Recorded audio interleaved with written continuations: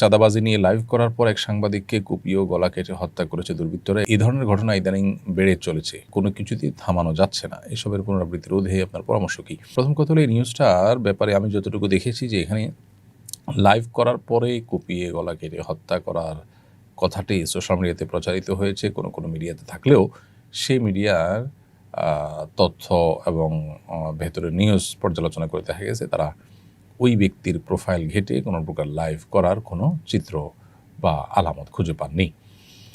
তো পুরো বিষয়টা আসলে কতটা সত্য সেটা আসলে তদন্ত সাপেক্ষ। তবে আমাদের দেশে এই ধরনের ঘটনা যে ঘটে না তা নয়, এই ধরনের ঘটনা ঘটে, অহরহ ঘটে।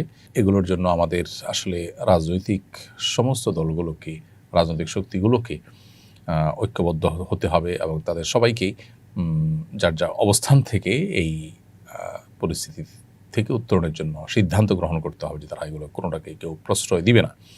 এবং আইনের শাসন এটা যতদিন পর্যন্ত বাস্তবায়িত না হবে ততদিন পর্যন্ত এই পরিস্থিতি থেকে আমরা আসলে রেহাই হয়তো পাবো না।